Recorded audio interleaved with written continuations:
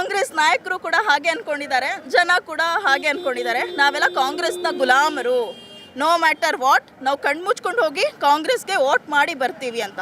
May be Congress ಲೀಡರ್ಗೂ ಕೂಡ ಅದೇ ಮನಸ್ಸಲ್ಲಿರಬೇಕು, ಮುಸಲ್ಮಾನರ ನಮ್ಗಿಲ್ದೆ ಮತ್ತೆ ಇನ್ಯಾರಿಗೆ ವೋಟ್ ಹಾಕ್ತಾರೆ ಅಂತ. ಬಟ್ ಈಗ ಜನ ಮಾತಾಡ್ಕೊಳ್ತಿದ್ದಾರೆ, ಒಂದು ಸರಿ ನಾವು ಬುದ್ಧಿ ಕಲಿಸ್ಬೇಕು.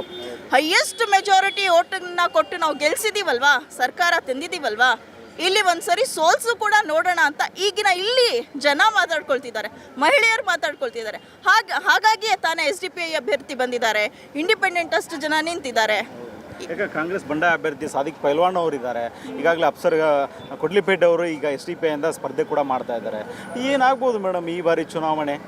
ಏನೊಂದು ಹೊಸ ಬದಲಾವಣೆ ಅತ್ತ ದಾವಣಗೆರೆ ದಕ್ಷಿಣ ವಿಧಾನಸಭಾ ಕ್ಷೇತ್ರ ಬದಲಾವಣೆ ಅಂತೂ ಖಂಡಿತ ಆಗುತ್ತೆ ಅಂತ ಅನಿಸ್ತಾ ಇದೆ. ಹೆಣ್ಮಕ್ಳು ಅದೇ ಬಯಸ್ತಾ ಇದ್ದಾರೆ ಜೊತೆಗೆ. ಬಟ್ ನಾವೇನೋ